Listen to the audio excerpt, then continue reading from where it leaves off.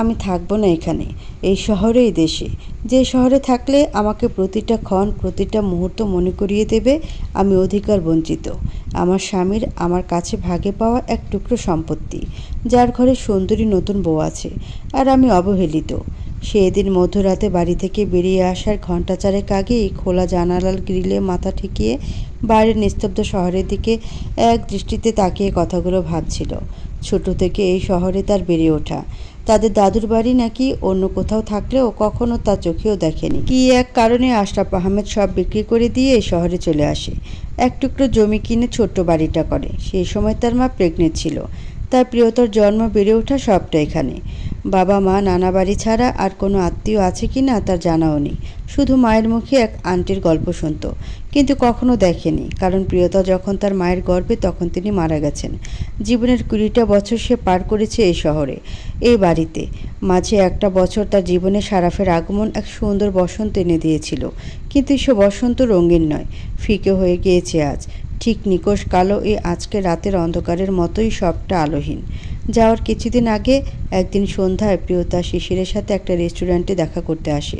কদিন ধরেও খুব ভেবেছে, অনেক চিন্তা ভাবনা করে ও নিজে একটা সিদ্ধান্ত নিয়ে বসেছে, আর যার জন্য সে আজকে শিশিরকে ডেকে পাঠিয়েছে। কোথায় যাবে তুমি? যেখানে যাবে সেখান থেকে সারাফ ভাই তোমায় খুঁজে বের করে আনবে, সে ক্ষমতা সারাফ ভাইয়ের আছে। আমি যদি এ দেশেই না থাকি। বুদ্ধিমান ছেলে শিশির। প্রিয়তার এই কথায় সে বুঝে যায় প্রিয়তা কী বলতে চেয়েছে ওকে, তাই কোনো ভাবলেশ ছাড়াই বলে, তুমি কি যাবে আমার সাথে কানাডা? যদি তুমি ব্যবস্থা করে দাও তবেই ঠিক আছে, তবে আমি তোমার আর আমার টিকিটের ব্যবস্থা করি। না, একসাথে যাওয়া যাবে না, হয় তুমি আগে যাবে নয়তো আমি। আই থিঙ্ক তুমি আগে চলে গেলেই ভালো হয়, তাহলে সারাফের সন্দেহ হবে না যে আমি তোমার সাথে কানাডা চলে গেছি। তবে তাই করি, আমার আগে আর তোমার পরে যাওয়ার টিকিট করি, সব ব্যবস্থা করি, তবে আমি ফিরে যাই। তবে তোমায় একটা কথা বলি শিশির, এই যে আমি তোমার সাথে কানাডা যাচ্ছি, তুমি কিন্তু আমার থেকে অন্য কিছু আশা করো না। বন্ধুত্বের বাইরেই আমি তোমায় কিছু আমাদের সম্পর্কটা শুধু বন্ধুত্বের মধ্যে সীমাবদ্ধ থাকবে, এর বেশি কিছু এক্সপেক্ট করো না প্লিজ। শিশির একটা দীর্ঘশ্বাস ফেলে বলে, বন্ধু হয়ে পাশে থাকবো, চিন্তা করো না, বন্ধুত্বের মর্যাদা রাখবো। সকল কথা শেষে প্রিয়তা উঠে চলে আসতে নিলে তখন পেছন থেকে শিশির বলে উঠল, সুন্দর চুলগুলো ওভাবে কেটে ছোট না করলেও পারতে।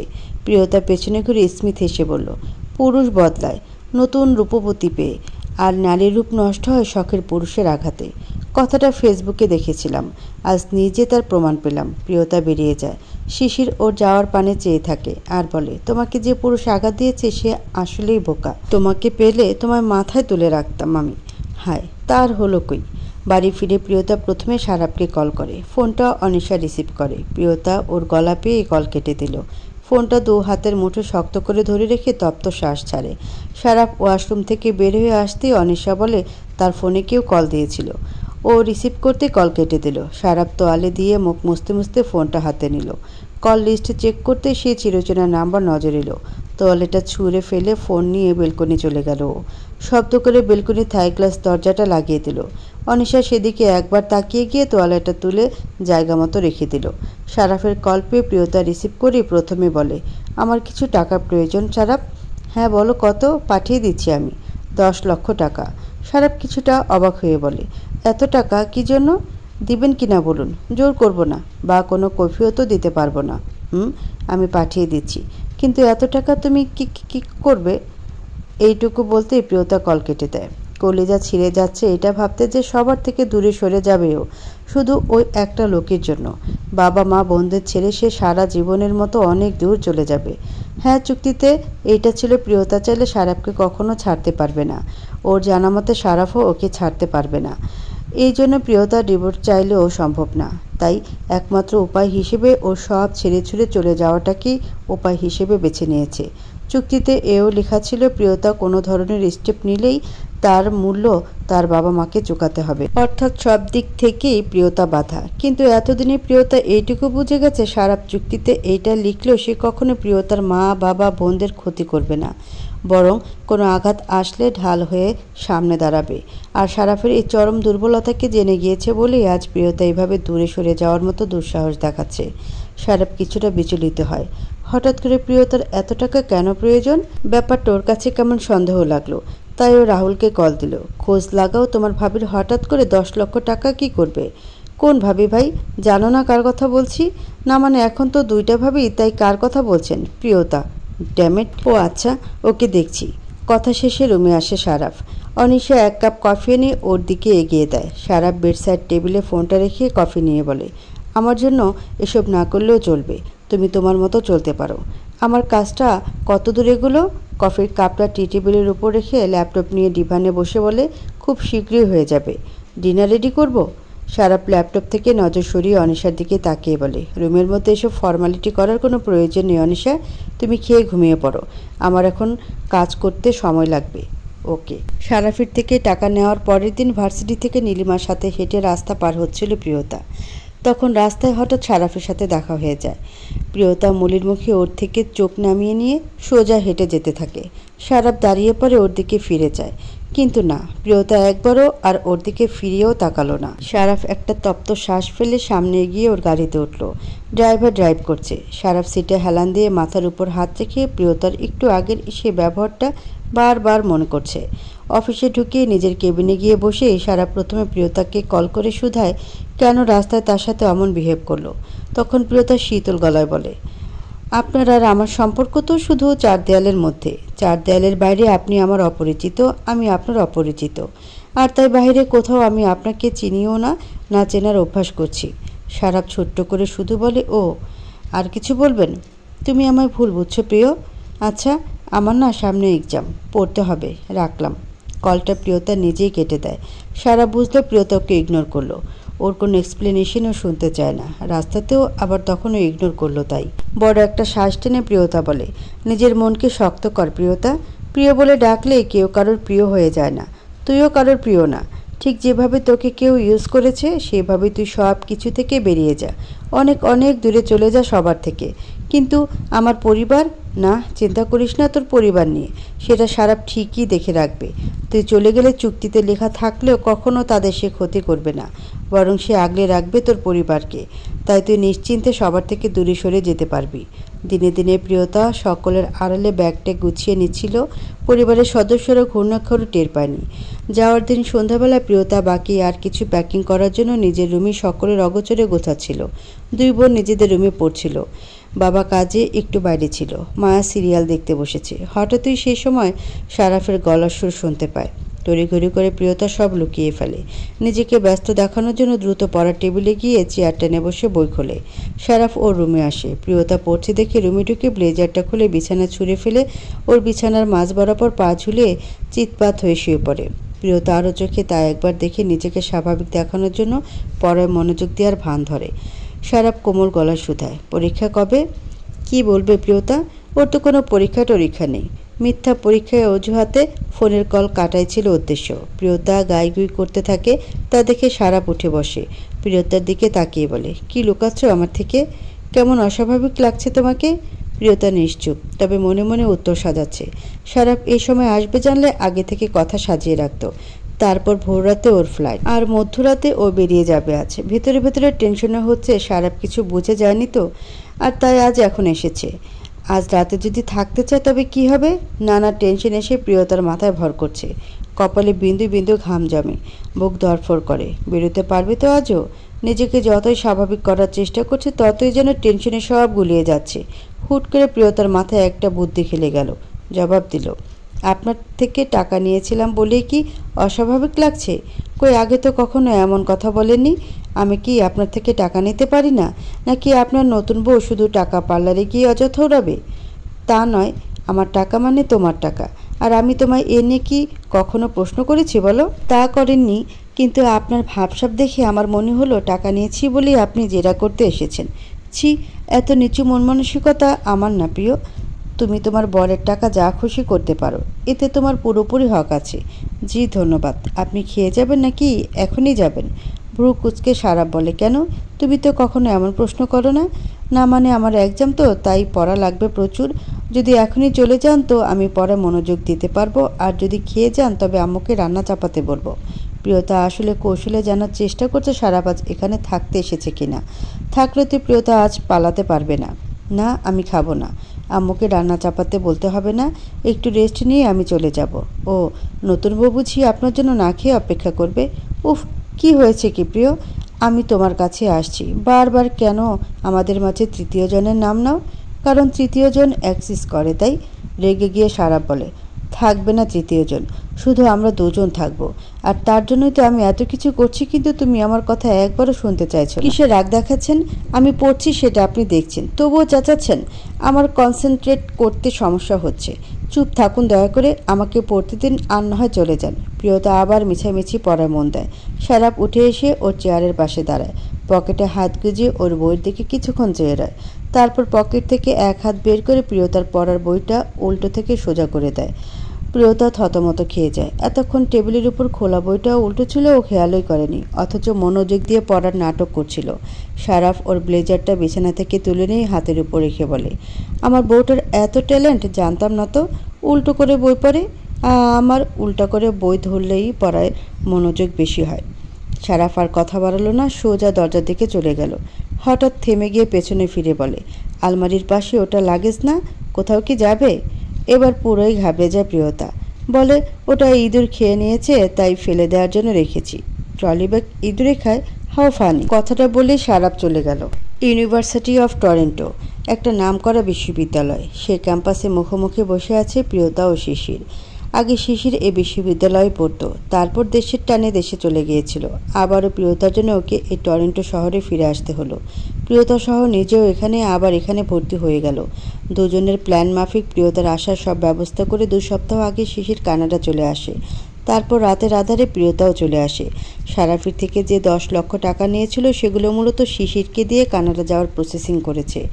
শিশির নিজেই টাকা দিতে পারত, কিন্তু প্রিয়তা মানা করে দেয় এবং এও বলেছে যে শিশির টাকা দিলে তার বাড়ির লোক সন্দেহ করবে, এতে সকলে জেনে যাওয়ার সম্ভাবনা আছে।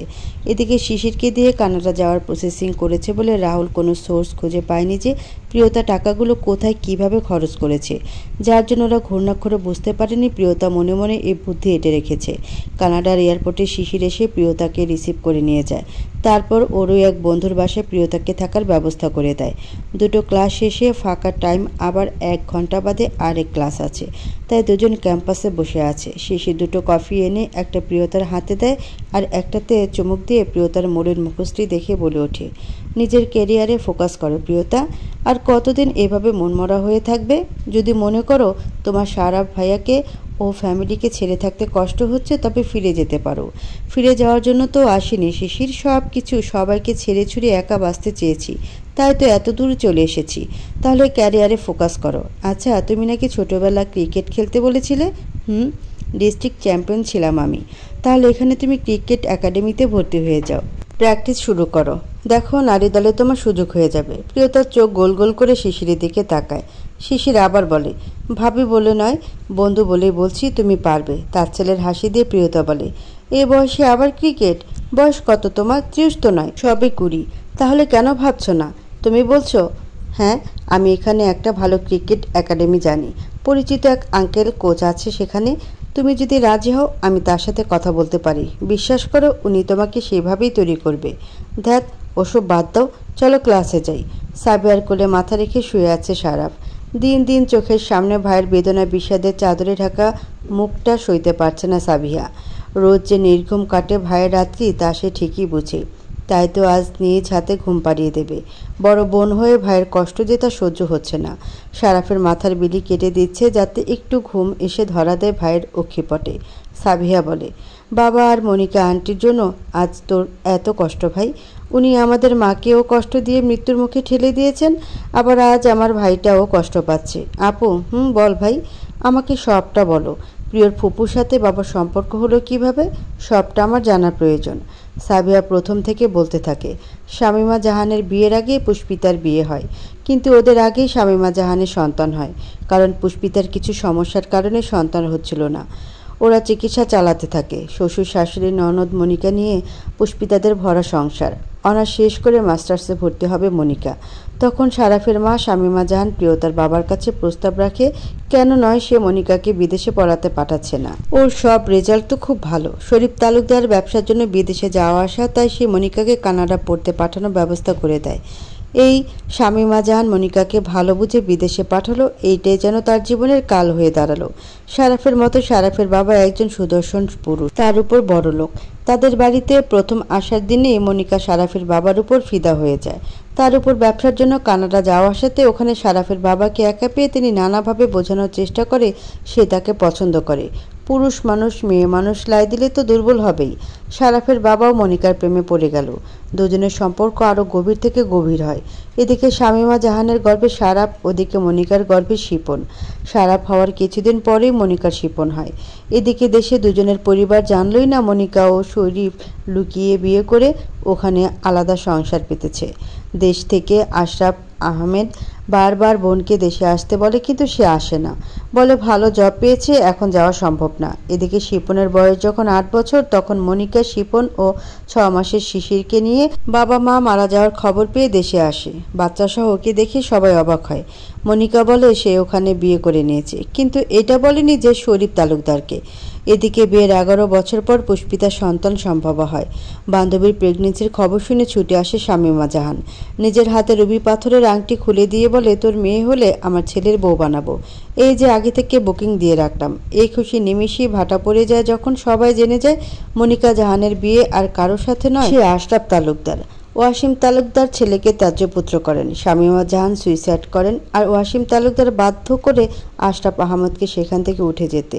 তাই প্রিয়তার বাবা আশরাফ আহমেদ সেখানকার সব জমিজমা বাড়িঘর বিক্রি করে দিয়ে একেবারে চলে যায়। শারাফ মাথা তুলে ওর বোনের দিকে যায়, বলে তাহলে আমাদের বাবা আমাদের মাকে আমার জন্মের আগে থেকেই ঠকাতে ছিল।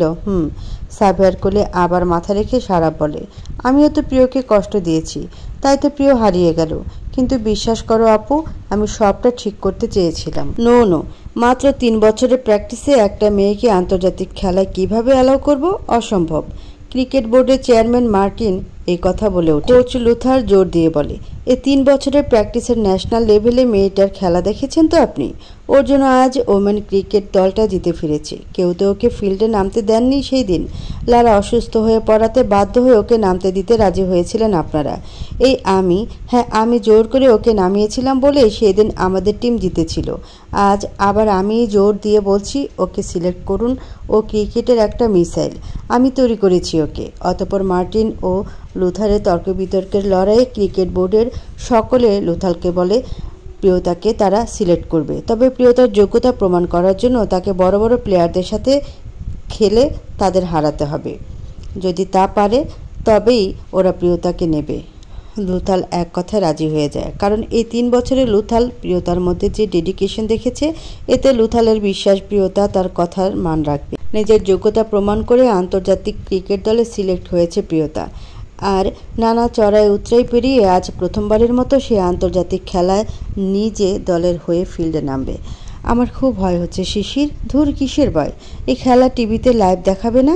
তাহলে তো আমি ধরা খেয়ে যাব। আমাকে তো সারা দেশের মানুষ দেখবে। শারাফ যদি দেখে ফেলে? ভাবার বিষয়। আচ্ছা, তুমি মাস্ক পরে খেলবে? পাগল তুমি? অত রোদে? ওকে বুঝেছি। এক কাজ করো, নাক সমান সান প্রোটেক্ট প্রলেপ লাগাও। মাথায় তো ক্যাপ থাকবেই, আর নাক সমান সান প্রোটেক্টর লাগালে কেউ চিনবে না। রাইট? নীলিমা আসেনি তো বলতেছো? ওই দেখো গ্যালারিতে গিয়ে আগে ভাগে বসে আছে তোমার খেলা দেখবে বলে। 3টা বছর কেটে গেছে। প্রিয়তা আজ নিজের যোগ্যতা অল্প সময়ের ব্যবধানে আন্তর্জাতিক ক্রিকেটে জায়গা করে নিয়েছে। এত বড় একটা প্ল্যাটফর্মে তার আজ প্রথম ম্যাচ। এর আগে ওদের 3-4টা ম্যাচ হয়ে গেছে, কিন্তু সেগুলোতে প্রিয়তাকে নামায়নি। আজকে ফাইনাল খেলায় ও প্রিয়তাকে নামানো হবে। দিন রাত এই ক্রিকেটের পেছনে শ্রম দিয়ে পড়াশোনা মোটামুটি গোল্লায় গেছে প্রিয়তার, তবে ছাড়েনি, এখনও ধরে আছে। এর মাঝে শিশির একবার বাংলাদেশে গিয়েছিল, সেটাও প্রিয়তার জেদের কারণে। কারণ নীলিমার বাবা মা ওর বিয়ে ঠিক করেছিল। নীলিমা অনেক কান্নাকাটি করেছে প্রিয়তার কাছে। ও তো শিশিরকে ভালোবাসে, শিশিরকে ছাড়া কাউকে বিয়ে করতে চায় না নীলিমা। আর তাই প্রিয়তা শিশিরকে বুঝিয়ে শুনিয়ে দেশে পাঠিয়েছিল। শিশির নীলিমাকে বিয়ে করে এদেশে নিয়ে এসেছে। এখন ওরা দুজন সুখী দম্পতি। প্রিয়তা মাঠে নামি, চোখে হাজারো স্বপ্ন, বুকে অদম্য আশা। প্রিয়তাকে ব্যাট হাতে নামতে দেখে নীলিমা চেঁচিয়ে উঠে চেয়ার আপ করে। নিজেকে আজ প্রমাণ করার দিন। ভালোবাসার কাছে হেরে গিয়েছে, কিন্তু আজ সে খেলার মাঠে হারতে নারাজ। কষ্টে বুক ভার, তবুও জেতার নেশা চোখে। অনবরত ছক্কা হাঁকিয়ে ডাবল সেঞ্চুরি করেছে আজ প্রিয়তা। অদম্য সাহস, কঠোর পরিশ্রমে নিজের দলকে জিতিয়ে দিয়েছে ও। ম্যাচ শেষ। দৌড়ে এসে নীলিমাকে জড়িয়ে ধরে প্রিয়তা। নীলিমার পাশে ওদের 2 বছরের ছেলেকে শানকে কোলে নিয়ে দাঁড়িয়ে আছে শিশির, আর বলে, আমি জানতাম আমাদের বন্ধু পারবে। আজ সে দেখিয়ে দিয়েছে সবাইকে সে একটা জীবন্ত ডায়মন্ড, তাই না নীলিমা? নীলিমাকে ছেড়ে দিয়ে শিশিরের দিকে তাকায় প্রিয়তা। নীলিমা প্রিয়তার কাঁধে হাত রেখে বলে, দেখতে হবে না বান্ধবীটা কার? তোমার একা বান্ধবী? আমারও তো, সেই সাথে আমার ভাবিও হয়, বুঝলা? প্রিয়তার হাসি মুখটা মুহূর্তে মলিন হয়ে যায়। তা দেখে নীলিমা শিশিরের দিকে চোখ পাকিয়ে তাকিয়ে বলে, দিলে তো মেয়েটার মন খারাপ করে। দিব্যি সবটা ভুলে একটু খুশি ছিল, তাও তুমি ওর মন খারাপ করে দিলে। ইটস ওকে, প্রিয়তা বলে। শান শিশিরের কোলে থেকে প্রিয়তার দিকে 2 হাত বাড়িয়ে বলে, মিত্তি মুনি তোলে নাও, কিসি দিব তোমায়। ওলে বাবাটা, আসো। প্রিয়তা শানকে কোলে নেয়। শান ছোট ছোট হাতে প্রিয়তার 2 গাল ধরে চুমু দেয় ওকে। প্রিয়তা নিজেও ওকে চুমু খেলো। তখনই আজকের খেলায় ম্যাচ অব দ্য ম্যান ঘোষণা করা হলো প্রিয়তার নাম। নীলিমা প্রিয়তার কাঁধে হাত দিয়ে বলে, যা, নিজের স্বপ্নের দিকে এগিয়ে যা। এটা প্রথম সফলতার প্রথম ধাপ। এখান থেকেই একে একে প্রতিটা সিঁড়ি বেয়ে উপরে উঠ, এই দোয়া করি। তোরা 2জন পাশে ছিলি বলে আজ এখানে দাঁড়িয়ে আছে আমি।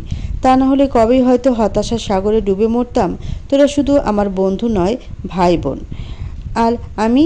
প্রিয়তার কোলে থেকে ছোট্ট শান আধো আধো বলিতে প্রিয়তাকে বলে ওঠে। শানের গাল নিজের গালের সাথে চেপে ধরে প্রিয়তা বলে, তুমি তো আমার জান, আমার কলিজা, আমাদের 3 জনের বাবা। প্রিয়তা শানকে শিশিরের কোলে দিয়ে এগিয়ে যায় মাঠের দিকে। মনে মনে ভাবে, আজ আমারও একটা সুখের সংসার থাকতো, শানের মতো একটা বাচ্চা থাকতো। কিন্তু সেসব আর হলো কই? আমার দেখা সেই স্বপ্নের সংসার হয়তো সারা অনিসার হয়েছে। এতদিনে তারা চুটিয়ে সংসার করছে, বাচ্চা সামলাচ্ছে। সবটা আমার হয়েও হলো না। না, ভাগের সংসার আমার চাই না, না অন্যের সংসারে আমি ভাগ বসাতে চাই। সো এভাবে দূরে সরে থাকাই বেটার। একটা দীর্ঘশ্বাস ফেলে স্টেজে ওঠে প্রিয়তা। ওর হাতে তুলে দেওয়া হয় ম্যান অব দ্য ম্যাচ এর ট্রফি ও চেক। ট্রফিতে একটা চুমু খায় প্রিয়তা। সাফল্য তার হাতে এসে ধরা দিয়েছে। আবার সেই মন ভাঙা বেদনাগুলো এসে ভিড় জমালো তার রক্ষী পল্লবে। পুরো গ্যালারি চোখ বুলিয়ে নিল। সকলের মুখে এক নাম, প্রীতি। প্রীতি, হ্যাঁ, নিজের নামটাও বদলে নিয়েছে ও। প্রিয়তার জায়গা ছোট্ট করে প্রীতি রেখেছি। কি এক ভাগ্য না! এক ভালোবাসা হারানোর ফলে নিজের নামটাও হারিয়ে গেল। নতুন নামে পরিচিত হলো বিশ্বের দরবারে। ট্রফির দিকে তাকিয়ে মনটা বলে উঠল প্রিয়তার, এই তো জীবনের সাফল্য ছুঁয়ে দেখলাম আজ ঠিকই, কিন্তু জীবনের পুরোটা বসন্ত আমার সেই রংহীনই রয়ে গেল। রংহীন বসন্ত। স্মিত হাসল প্রিয়তা। সেই হাসি তাচ্ছিল্য ও বেদনাময়। অনবরত কলিং বেল বেজে চলেছে। টরন্টো শহরে এখন মধ্যরাত। সন্ধ্যায় আলোয় আলোয় চিকিমিকি করছে শহরটা, অথচ এখন বেশ নিস্তব্ধ। এত রাতে বাড়ির কলিং বেল কে বাজাচ্ছে? চোখ ডলতে ডলতে এসে দরজা খুলে শিশির। সামনে দাঁড়িয়ে থাকা মানুষটিকে দেখে এক মুহূর্তে ঘুম উবে গেল। চোখ যেন ছানা বড়া। অস্পষ্ট সুরে বলে ওঠে, ভাইয়া। গম্ভীর দৃষ্টিতে তাকায় সারাপ। পাশে আছে রাহুল। শিশিরের দিকে থেকে নজর সরিয়ে ভেতরের দিকে পুরো হলরুমটা নজর বুলিয়ে নেয়। অতপর আবার শিশিরের দিকে তাকায়। শিশিরে যেন ঘাম ছুটে যায়। সারাপ ভাই হঠাৎ আমাদের বাসায়? তবে কি সারাপ কোনোভাবে জেনে গেছে? প্রিয়তার আশঙ্কাই তবে সত্যি হলো। ক্রিকেট ম্যাচ দেখে সারা বুঝে গেল প্রিয়তা এখন কানাডা। তাই সে একদিনের মধ্যে কানাডা চলে এসেছে। শিশিরের গলা শুকিয়ে যাচ্ছে। এখন একটু পানি পান করতে পারলে হয়তো ভালো লাগতো। কিন্তু সারাপকে দেখে যেন পা দুটো আজ অবশ হয়ে গেল। পুরো শরীর অসাড় লাগছে। ঘুরে গিয়ে পানি আনার মতো ক্ষমতা নেই তার। শিশিরকে নার্ভাস দেখে সারাফই শিশিরের কাঁধে হাত রেখে বলে, এত ঘামছিস কেন? ভয় পাওয়ার তো কিছু নেই। না মানে আসলে মানে বিকুল। শিশির, শিপন কোথায়? বাবা ভাইয়া তোর রুমে। শিশিরের কাঁধে হাত রেখে কাছে টেনে নিয়ে বাড়ির ভেতর প্রবেশ করতে করতে বলে, তোর কোনো ভয় নেই। প্রিয়তার বন্ধু তুই, আমি জানি তা। ওর ক্ষতি তুই কখনো করবি না, কারণ তুই ওকে ভালোবাসতিস। কিন্তু তুই কি জানিস প্রিয়কে আমার থেকে দূরে সরাতে চেয়েছে যারা, তাদের আমি কি শাস্তি দিব? শুকনো ঢোক গিলে শিশির বুঝতে পারে প্রিয়তার এই দেশে আসার সকল ব্যবস্থা শিশির করেছে। তাই সারাপ ও কীভাবে ইনডাইরেক্টলি এসব কথা বলছে। হলরুমে প্রবেশ করে সারাপ শিশিরের ঘাড়ে থেকে হাত সরিয়ে দিয়ে বলে, কোন রুমে থাকে শিপন? শিশির হাত দিয়ে দেখিয়ে দেয়। সারাপ ডিভানে বসে পায়ের উপর পা তুলে শিশিরকে বলে শিপনকে ডেকে আনতে।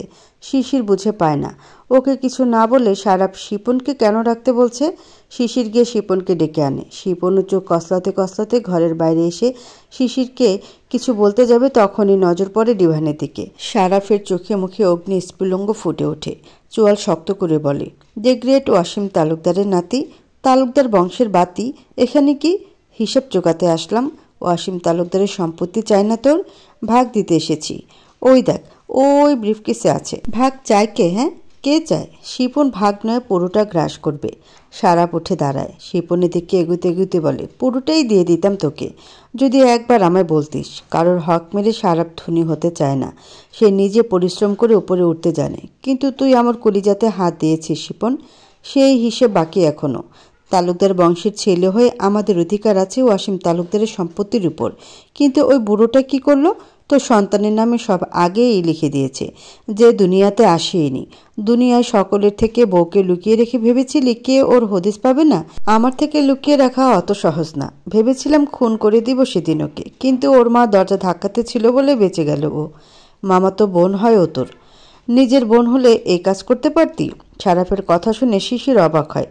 কে ওর মামাতো বোন?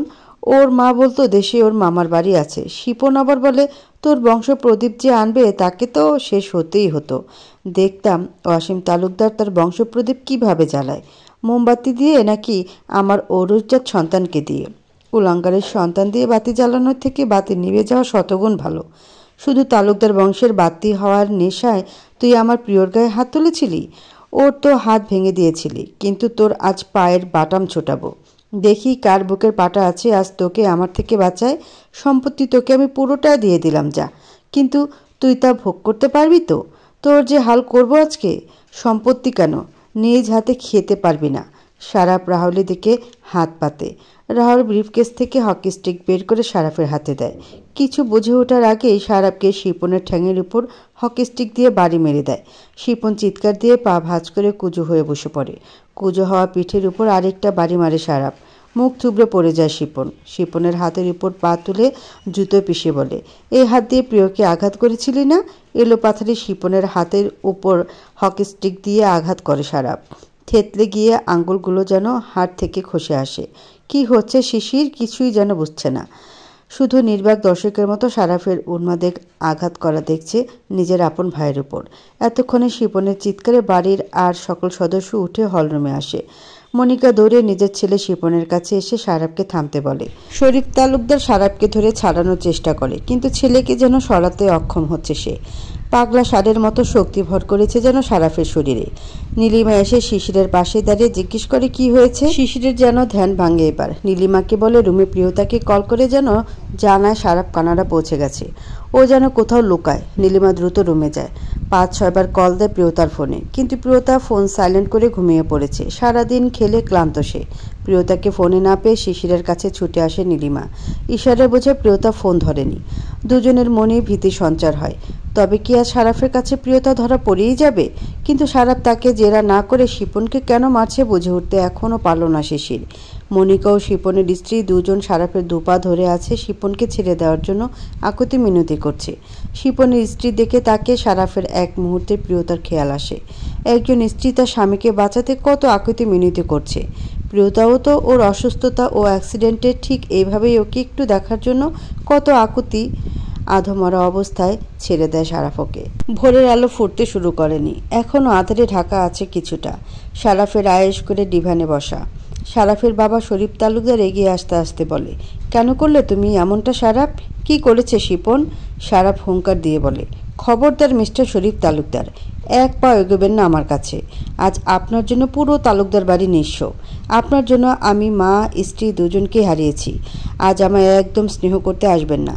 আজ আমি ভুলে যাব আপনি আমার জন্মদাতা। বাবা মাহীন বড় হয়েছি আমি, শুধু আপনার জন্য। না, আমি ওই মহিলাকে কোনো দোষ দিব না। সব দোষ আপনার, কারণ আপনি স্ত্রী সন্তান থাকা সত্ত্বেও তাদের কথা না ভেবে অন্ধকারে ফেলে আরেক সংসার নিয়ে মজেছিলেন। আপনার ওপর অভিমান করে আমার মা দুনিয়া ছেড়ে চলে গেছে।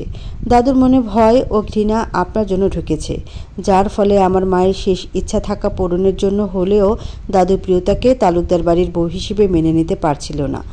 আপনার জন্য আমার জীবনটা লণ্ডভণ্ড তছনছ হয়ে গেছে। শৈশব কৈশোর পিতামাতাহীন কেটেছে। পিতা থেকেও এতিম হয়ে বড় হয়েছি। দাদা দাদিমা যদি না থাকতো তবে এই আমি সারাপ কবেই হয়তো ভেসে যেত। আমার কথা না হয় এইটুকুতেই বাদ দিলাম। আমার বড় বোনের কী দোষ ছিল? অল্প বয়সে বিধবা হলো সে। কার জন্য এসব হয়েছে বলুন, জবাব দিন। আছে কোনো উত্তর? কখনো ভাবেননি না সারা বড় হয়ে কখনো জবাব চাইবে কি না? চাইতামও না যদি আপনার ছেলে বারবার আমার পরিবারের দিকে হাত না বাড়াতো। সাবিহা আপুর সন্তানের কি দোষ ছিল বলুন তো? আপনার ছেলে শিপন তাদের গাড়ি অ্যাক্সিডেন্ট করালো, ভূমিষ্ঠ হওয়ার আগেই তাকে মেরে ফেলার পরিকল্পনা করা হলো। স্বামী সন্তান নিয়ে আমার আপুর আজ সুখে সংসার করার কথা, সেটাও আপনার জন্যই হলো না, কারণ আপনার ওই কুলাঙ্গার ছেলে শিপন ওদের গাড়ির অ্যাক্সিডেন্ট করিয়ে দিল। আমার আপু বিধবা হলো, সন্তান হারা হলো। আর কত ক্ষতি আপনার দ্বারা আমাদের হবে বলুন? আমি তো কোনো খুনি নই, তাই আপনার ছেলেকে প্রাণে মারতে পারলাম না, এইটুকু শাস্তি দিয়ে গেলাম। শুধু ওর স্ত্রী সন্তানের মুখের দিকে তাকিয়ে ওর প্রাণ ভিক্ষা দিলাম, না হলে আজ আমি ওকে পুঁতে দিয়ে যেতাম এখানে। সারাপ উঠে দাঁড়ায়। অপরাধী মুখ করে শরীফ তালুকদার স্তব্ধ দাঁড়িয়ে রয়। শিশির নীলিমা পাশাপাশি দাঁড়ানো। সারাফ ওদের কাছে যায়, নীলিমাকে বলে, তুমি প্রিয়র বেস্ট ফ্রেন্ড না? নীলিমা ভয়ে ভয়ে মাথা নাড়ায়, সে ওর বান্ধবী। সারাফ বলে, প্রিয়র সাথে কথা হয়? নীলিমা শিশিরের দিকে তাকায়। দুজনে বুঝতো না সারাফ কি বোঝাতে চায়। নীলিমা কিছু বলবে তার আগেই শান কেঁদে ওঠে।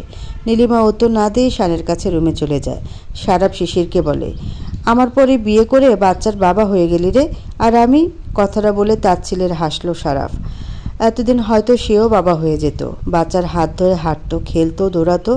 হতাশার শ্বাস ফেলে সারাফ বলল, তুই কি প্রিয়র কোনো খোঁজ জানিস? থতমত খেয়ে যায় শিশির, তবুও নিজেকে সামলে নিয়ে বলে, প্রপোজের পর আমার সাথে প্রিয়তা কোনো যোগাযোগ রাখবে বলে তোমার মনে হয় ভাইয়া? হ্যাঁ সেটাই তো। প্রিয়তার ঘুম ভাঙে। সময় দেখার জন্য ফোনটা হাতে নেয়ও। নীলিমার অনেকগুলো কল দেখে অবাক হয়। মধ্যরাতে কল করেছিল কি জন্য? প্রিয়তার চিন্তা হয়। সাথে সাথে কল ব্যাক করলো, কিন্তু কল রিসিভ করলো না নীলিমা, কারণ তখনও সারাপ আছে তাদেরই হলরুমে। আর নীলিমা ছেলেকে কোলে নিয়ে সারাফের সামনে দাঁড়ানো। সারাপ বেরিয়ে যায় ওদের বাড়ি থেকে। একটা হোটেলে উঠবে, বিকেলে ফ্লাইট। শিশির এখনও ভীত কিছুটা। সারাফ সত্যিই জানে না, নাকি না জানার ভান ধরে কানাডা এসেছে, কারণ তার জানা মতে যে ছেলে কানাডা নামক দেশটাকে বয়কট করেছে তার কোটি কোটি টাকার বিজনেসের অফারও যদি এই কানাডা থেকে যেত তবুও সে এক কথা নাকচ করে দিত। যেখানে তার বাবা ব্যবসায়ী কাজে এসে অন্য নারী নিয়ে সংসার পেতেছিল সেই দেশকে সে ঘৃণা করে, অথচ আছে এই দেশে পা রেখেছে। শিশিরের এই টেনশন দেখে নীলিমা সান্ত্বনা দেয় যে প্রিয়তা তো এখন এই শহরে নেই, টিমের সাথে ও ফিরবে। টিকিট আগে থেকে কেটে রেখেছিল বলেই শিশির ও নীলিমা খেলার শেষের দিনেই টরন্টো ফিরে এসেছে। সো প্রিয়তার সাথে সারাফের অন্তত দেখা হবে না। Toronto Pearson international airport. Saraf গাড়ি থেকে নামে। রাহুল এসে পাশে দাঁড়ায়। সারাফ চশমাটা খুলে রাহুলকে শুধায়, গেটের কাছে এত ভিড় কিসের? শুনলাম নারী ক্রিকেট দল জিতে দেশে ফিরেছে, তাই ওদের সংবর্ধনা দিতে এত ভিড়। ইউ নো হোয়াট রাহুল, প্রিয় নাকি খুব ভালো ক্রিকেট খেলতো, তো বাজি ধরে একদিন ওদের বাড়ির পেছনের ফিল্ডে ওর সাথে ক্রিকেট খেলেছিলাম। আসলে ও খুব ভালো খেলে জানো। কে জিতেছিল ভাই? অবশ্যই আমি না, মানে আমার প্রিয়। নিশ্চয়ই আপনি স্বেচ্ছায় হেরেছিলেন। কি বলো না তুমি রাহুল? আমার প্রিয়র কাছে আমি হারলেও জিতে যাওয়া, জিতলেও জিতে যাওয়া, ওর খুশির জন্য আমি সারাটা জীবন স্বেচ্ছায় হারতে রাজি। তার ছেলের একটা হাসি দিয়ে সারা পাবার বলে, হেরে তো আমি অলরেডি গেছি রাহুল। প্রিয় আমায় হারিয়ে দিয়ে লুকিয়ে গেল কোথায়। I am A loser. ব্যর্থ আমি ওকে খুঁজে পেতে। অতঃপর সানগ্লাসটা চোখে দিয়ে এয়ারপোর্টের ভেতরে প্রবেশ করে। রাহুল বলে, ভাই ওই তো ক্রিকেট প্লেয়াররা আসছে। উফ, টিভিতে দেখতাম আগে ওদের, সেই সুন্দরী সুন্দরী রমণী। চলুন দেখে আসি আজ সামনাসামনি। সামনের দিকে নজর রেখে সারাপ বলে, তুমি চাইলে গিয়ে দেখে আসতে পারো রাহুল, আমার কোনো ইন্টারেস্ট নেই। আমার জীবনে একটাই নারী এক্সিস্ট করে, এর বাইরে কোনো নারীর দিকে আমি চোখ তুলে তাকানোর আগে যেন অন্ধ হয়ে যাই। বিয়ের আগেও 29টা বছর আমি না দেখা সেই নারীটির জন্য অপেক্ষা করে হাজারো নারীকে উপেক্ষা করেছি। আর এখন তো আমি বিবাহিত পুরুষ। এসব বেগানা নারীর দিকে তাকানোর নজর তো দূরে থাক, এখনই অন্ধ হয় যেন। মায়ের চিঠিতে যেদিন দেখেছিলাম তার শেষ ইচ্ছে পুষ্পিতা আন্টির মেয়েকে ছেলের বউ করা, সেদিনই সেই অচেনা অদেখা সেই নারীকে মন দিয়েছিলাম। সে চিঠি পড়ার দিন থেকে আমি ভালোবাসি আমার প্রিয়কে, যাকে কখনো দেখিনি, নামটাও জানতাম না। তবুও সুপ্ত বাসনা তার জন্য গচ্ছিত রেখেছিলাম। আর দিনে দিনে খোঁজ করে চলেছিলাম পুষ্পিতা আন্টিদের। তারপর একদিন খুঁজেও পেয়েছিলাম, বিয়েও করলাম প্রিয়কে। কতটা ভালোবাসলাম। সে প্রিয় বুঝলো না আমার ভালোবাসার গভীরতা। আমাকে ফেলে টুপ করে কোথায় হারিয়ে গেল। একই দেশে, একই এয়ারপোর্টে, একই সময়, পাশাপাশি দুজন। একজন প্রবেশ করছে, আরেকজন বাহির। মনটা আজকাল বড্ড বেশিই জ্বালায়। ধোঁয়াশার মতো বারবার প্রিয়তাকে ওর সামনে দাঁড় করায়। ছুতে গেলেই বাষ্প হয়ে উড়ে যায়। বেঈমান মনটাকে আজ লাই দিল না সারাপ।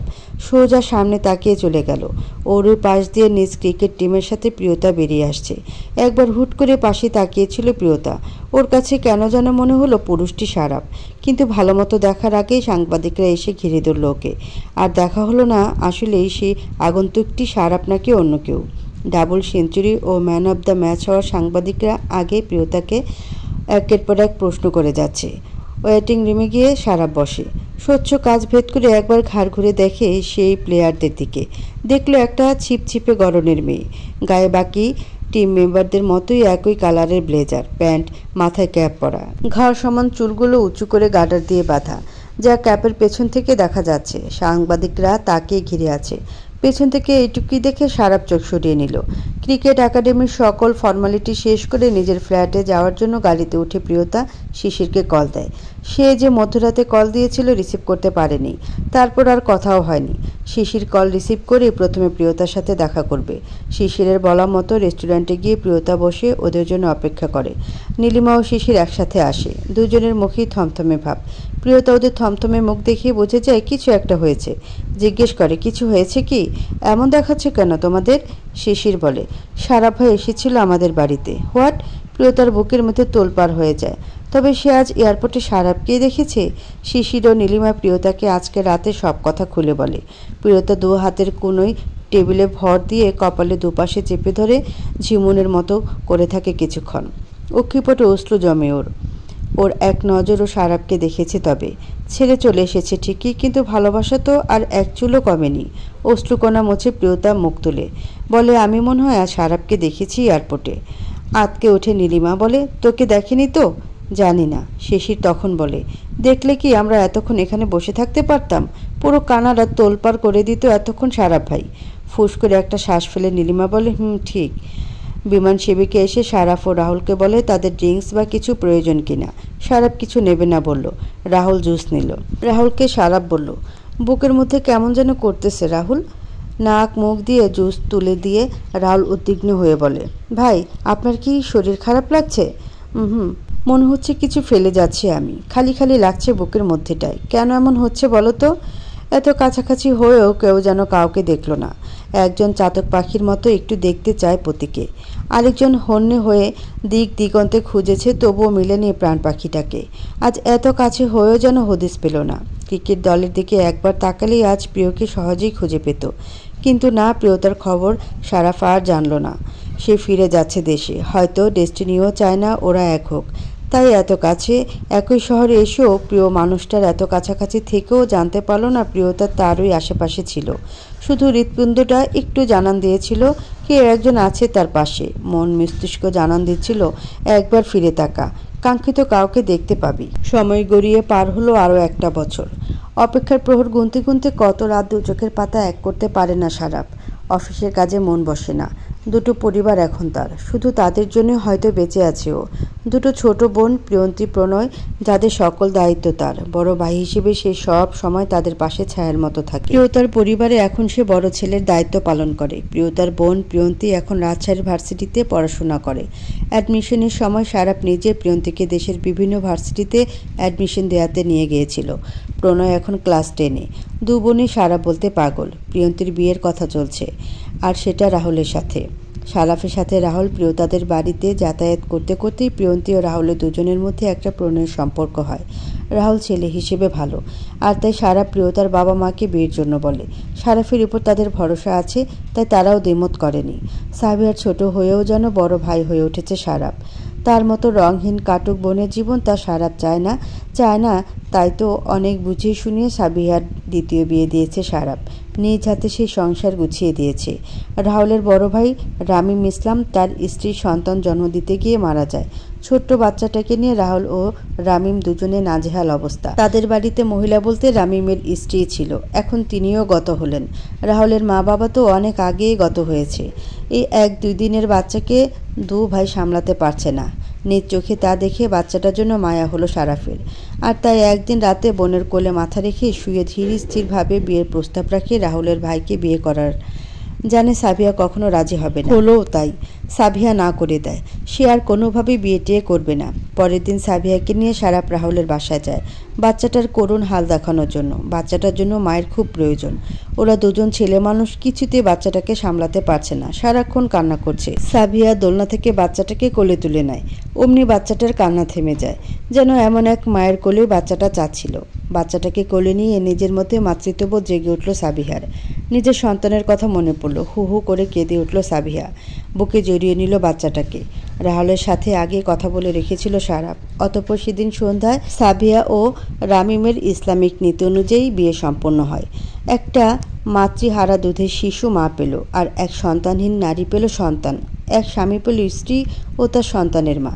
ঠিক 1 বছর আগে যখন কানাডা গিয়েছিল, সেখান থেকে এসে এই কাজটা করে। অর্থাৎ সাবিহার বিয়ের 1 বছর হতে চলল, আর বাচ্চাটারও এখন 1 বছর। ওদের এখন সুখের সংসার। সাবিহার মেয়ে সুনাইনা যেন এখন মামা সারাফের কলিজা। ভাগ্নেকে জান প্রাণ দিয়ে ভালোবাসে সারাফ। লসের উপর লস হতে হতে সারাফের বাবার বিজনেসে ধস নামে।